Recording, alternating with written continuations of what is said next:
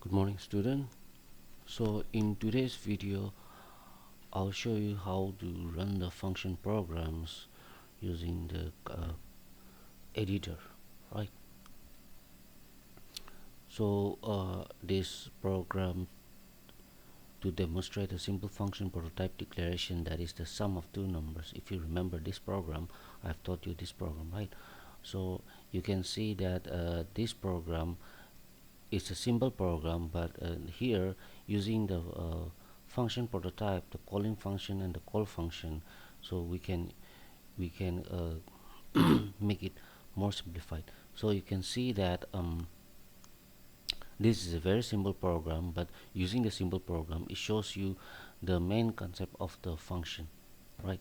So here always the program starts with a header file, and as you can see here, this is what is called as the function prototype declaration. So you can see that there is a return type which is void. This is the function name, that is sum underscore num, which is user defined. Alright, and within this parenthesis, whatever is written within this parenthesis will be executed by this function sum num. Alright, so based on the function prototype, the call function and the calling function will be same. As you can see that the return type, the function name, just like you are declaring the variable, so that you'll be declaring this variable, so that you'll be using the same similar variable, right? The same variable of the same data type in the program. So function prototype declaration also does the same thing, only that is that the function prototype should be declared outside of the main function. Alright, so you can see that here the main function is written below. Okay, so it does not matter if the main function is written below or above. Alright, so you can see that this program is split into two parts. That is, this is one part of the program, and this is another part of the program. As you know that when this program starts execution, the compiler, the program will start with the main function, right? So the execution will start with the main function, and the compiler will only execute what is written within this opening and closing bracket, within this one. So here inside this main function body, there should be something written so that this will be executed, because the compiler will not go through this function body. All right, it will only go through this main function body. So that's for that reason we have what is called as the calling function. So this calling function is always written inside the main function, and it will be same as the function prototype. So this calling function, as you can see here, it is terminated by a semicolon. All right, so once the compiler comes across this line statement, so it knows that so the main function will invoke this, okay, and then the program will temporarily come out of the main function in search of this function name. All right, so it will call this function. Okay, it will call this function. So this is the calling function, and it will call this function, which has the same function name, and it has no return type. It has no return type because, as you can see, that simple execution of the program is there. Input, execute the formula, and then output. So nothing is returned, no value is returned back to the main function, all right, or to the calling function. So here uh, this this function will call this, okay, and as you can see that this is also called as the function definition. So this function definition is always written outside of the main function. All right, so it does not end with a semicolon because it has a function body within this opening and closing bracket. So as you know, you are already familiar with the sum of two numbers form program. So you are declaring three variables, that is a, b, and sum is assigned the value 0. All right, so enter the first number, you are entering it. Enter the second number, you are entering it and storing in variable b and in variable a. So sum equals to a plus b, and then see out the sum is, so what value is stored in sum will be displayed. So this is a very simple program. So you can see that, okay, uh, only when the calling function is written inside the main function it is able to execute this function body. Clear? So this will call this function, and then so you can see that aside from a normal C++ program, the this function has a function prototype, it has a calling function, and it has a call function. So the purpose of the main function here is that, okay, so to invoke the calling function, and in here you can also declare the local variables. All right, you can pass the arguments to the call function also, which we shall see in the next program. All right, so here from this program you should understand that the calling function is not passing any arguments to the call function, and the call function is not returning any value back to the calling function, to the main, right? Because the return type is void. If it is written here int, that means this call function has to return an integer value back to the calling function. All right, so later on I shall run this program and show it to you. All right, so now let's look at the other program. So this program also, we have already gone through this one, that is to convert Celsius to Fahrenheit, again using the function prototype. So here, as you can see, that this is the function prototype declaration. So here the return type is float. So this is the function name, that is convert, and within this parenthesis you can see that there is a data type mentioned and there is a variable name mentioned, right? So keep in mind that function prototype is just like a proof-link. Okay, so this is the parameter type and this is the parameter name. So this function it declares this parameter, this variable of this data type, okay, and it accepts the value, or it executes on this, right?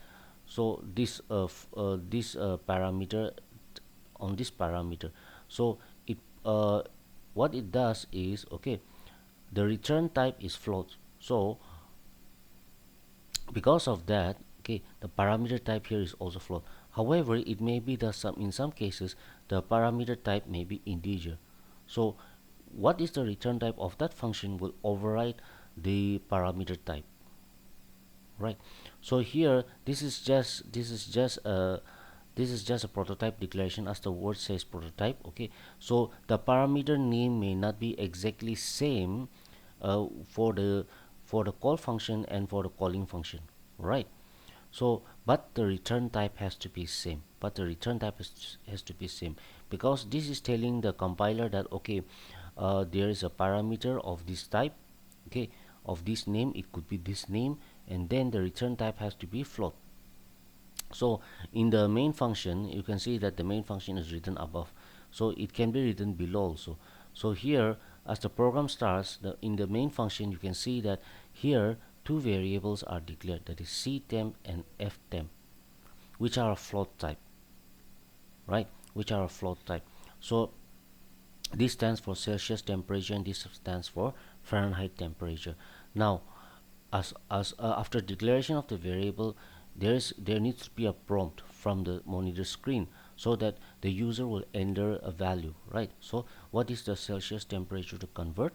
So using the input stream from the keyboard, what value is entered, it will be stored in this c_temp, right? So now you see that the value is stored, the variable is declared here, and the value which is entered from the keyboard has been stored in this variable ctemp, right? But now this is another part of the program, which is this is the call function, or this is the function definition.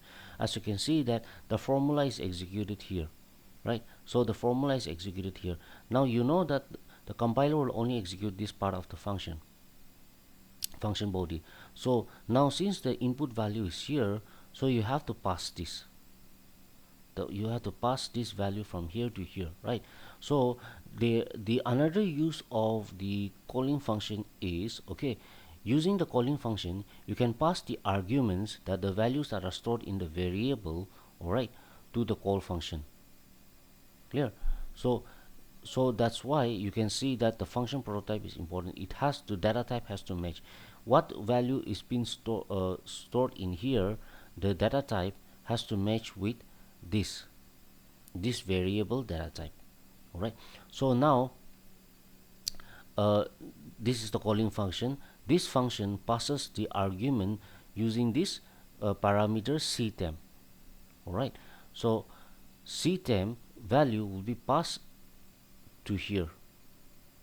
All right, so now in the call function, so this is a function definition. As you can see that it is similar to the function prototype. The parameter name does not match, but the parameter data type matches, right? Yes, you can use also this one here, also C type also, right? Because here this variable which is declared here, c underscore temp, this is a local variable to be used only within the main function. And then this variable which is declared by the call function within here can be used only within this uh, function body, right? So this is a local variable. So the call function or the function definition, what it does is, okay, it accepts the argument which is passed by the calling function using this parameter, okay, which is also called as formal parameter, right, or formal variable. So the call function, it declares this variable, okay, because you know that without declaring a variable you cannot store a value, right? So it also needs a data type. So here that's why a data type always needs to be mentioned of for that variable. So it accepts it declares the variable so that the value which is passed from the calling function to the call function will be accepted and stored here.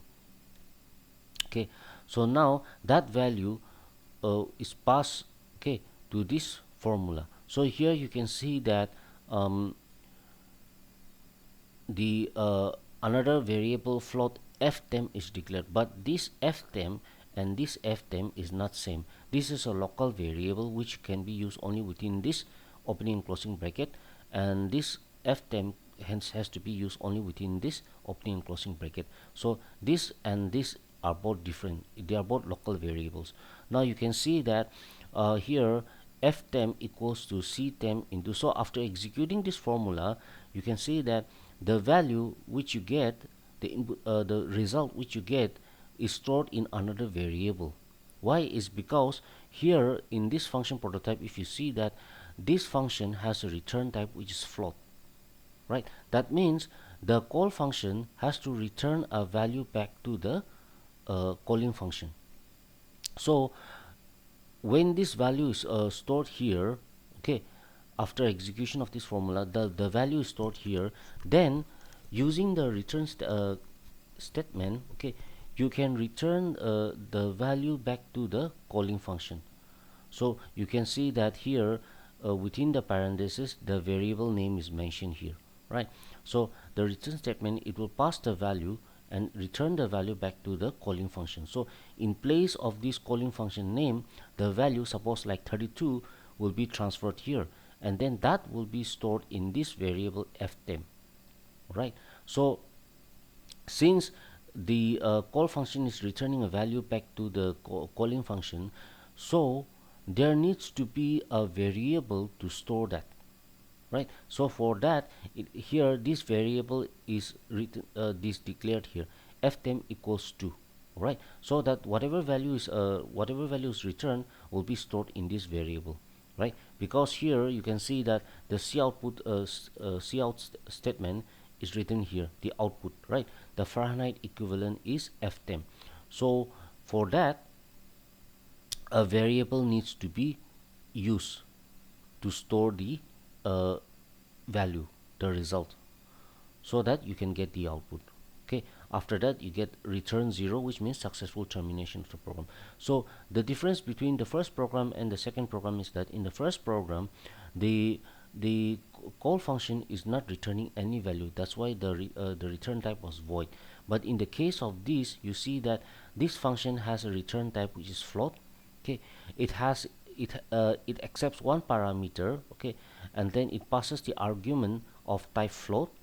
So here you can see that in the main function you can declare variables, you can you can assign the value to the variables, you can pass the values assigned to the variables using the calling function, that is the arguments, okay, And then since the return type is float here, okay, so there needs to be a variable assigned so that it will accept store the value, right?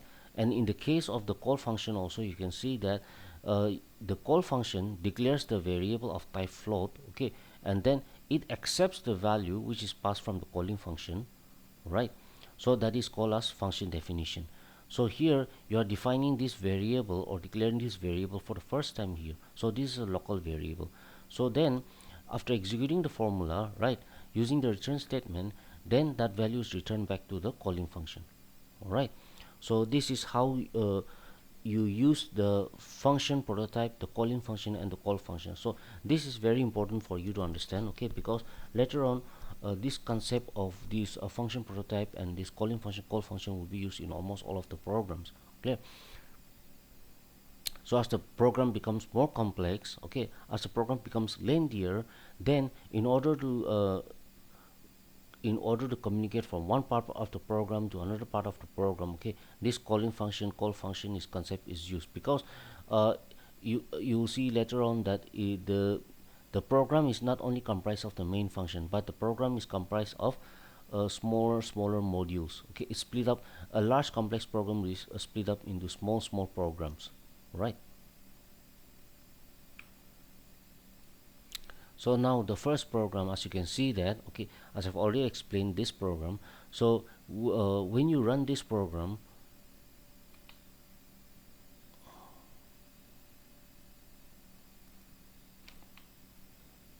okay, so when you run this program, okay, enter the first number, suppose like 12, and then enter the second number, I can say like 15. So you're getting the sum is 27. All right, so you should get this kind of output, okay. So this is a very simple program.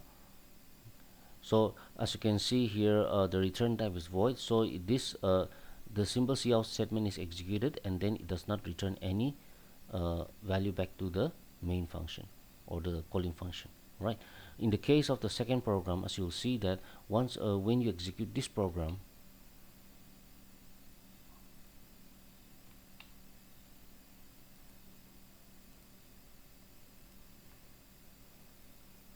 okay, just wait.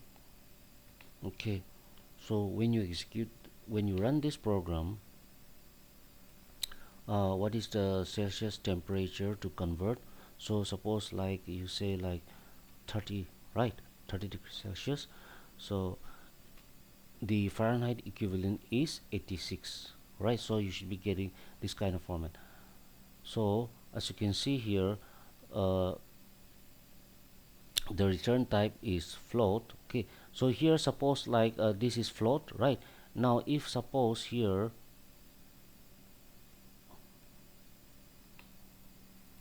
now you can see that here the parameter type in the function prototype is float.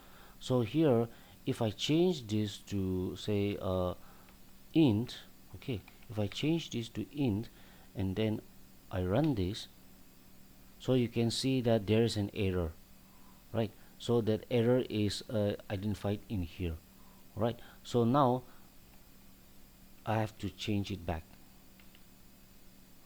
right?